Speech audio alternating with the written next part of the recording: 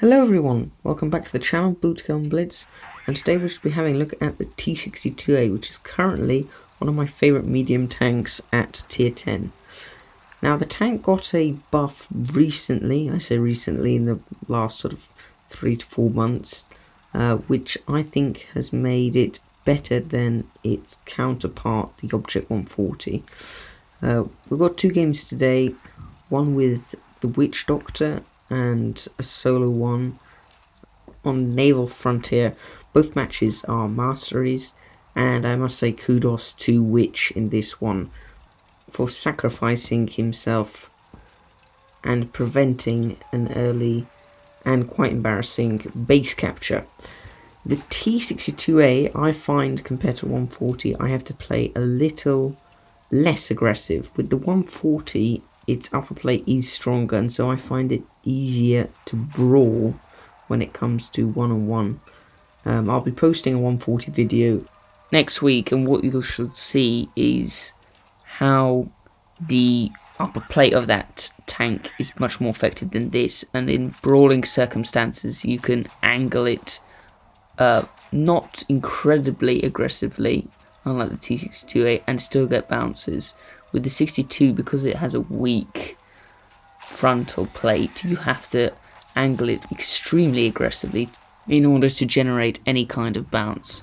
However, the turret armour on the 62 is much more reliable, it's thicker, and its weak spots do not consist of two massive cupolas which are easy to pen. When you're looking at the T62A, if you are trying to take it out, you want to be loading the gold ammunition and shooting either side of the gun, where you're going to be needing around 280 to 300 millimeters of pen. So when hull down, I don't like to sit still, because otherwise you're going to get penned easily. But when moving, you can get shots on the gun itself, and that's what creates those bounces. Witch Doctor has absolutely thrown himself into the deep end here, getting a really clutch reset on that cap. Right here, we're just going to look to take out the 54 and then focus ourselves on that grill rather than the mouse, because I'd rather face a mouse in 1v1 where I can hopefully outcircle him than a grill with 640 alpha. Getting some nice HE in there, up to 3k. Unfortunately took a shot from the mouse. I am a bit worried where that M48 and the T54 are, but I'm guessing they are sniping on the right here. I was thinking to perhaps get behind the mouse, but the M48 gets spotted by here. Managed to get one into him, and I'm going to use the gun depression so that I only show the turret armor. Unfortunately, don't have quite enough gun depression to hit him.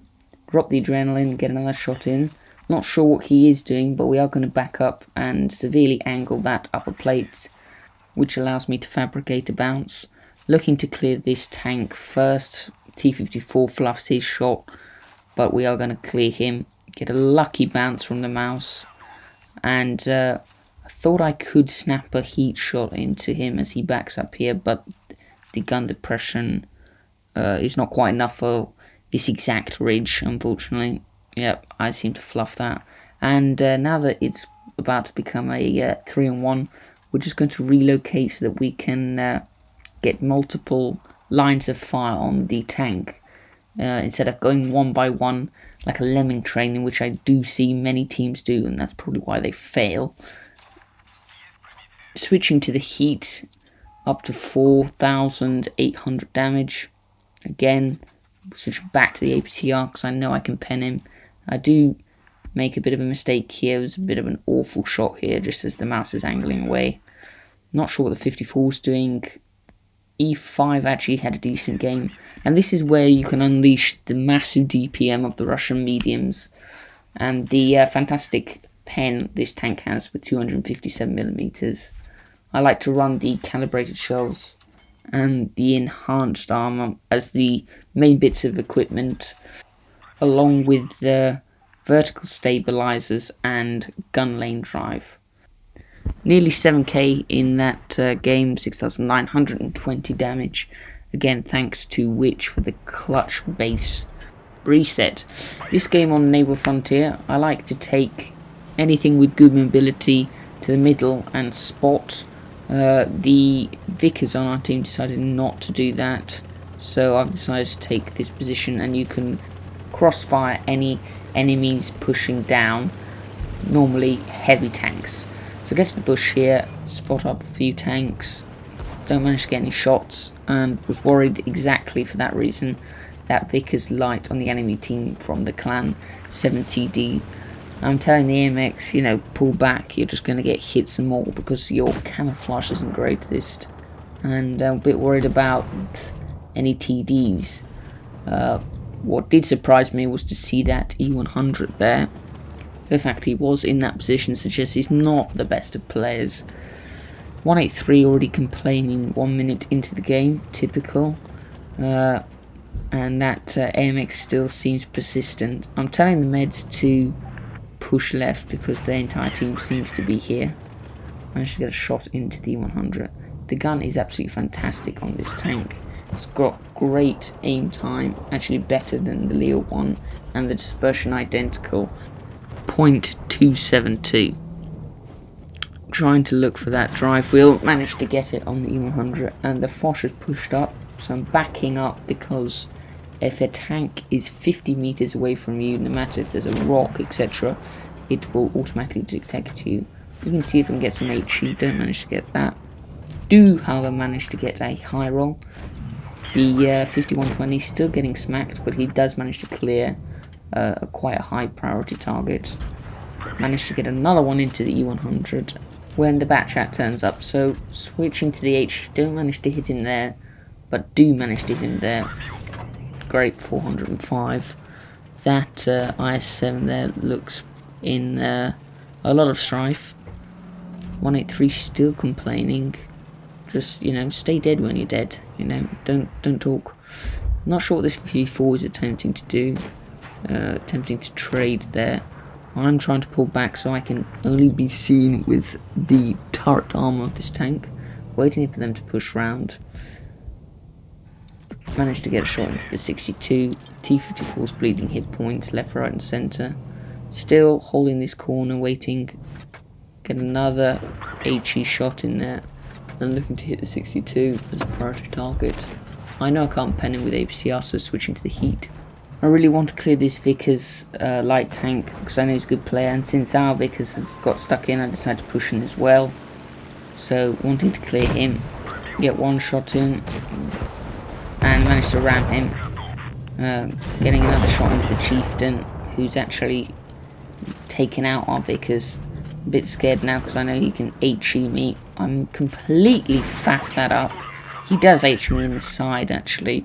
He's got a pretty weak side if you want to take it out with anything with high HE pen like a Chieftain, but also tanks such as a Grail 268. The HE pen can actually pen side of this tank. Want to get rid of that Chieftain. Unfortunate bounce here. Managed to get the drive wheel, and he managed to get one more shot in here. I was hoping he wouldn't, but he does. And just going to use this wreckage of the Chieftain to hide me, so that the 62A bleeds stupid hit points. Absolutely didn't have to there. Thinking about pushing him, and then I decide, well, I might as well take out the Batchat who's on low hit points. Just going to reset camo, and then I'll go after the Batchat. 2 versus 3. The FV 4005 is on pretty low hit points. Switching to HE because I want to guarantee the kill shot here. And there he is.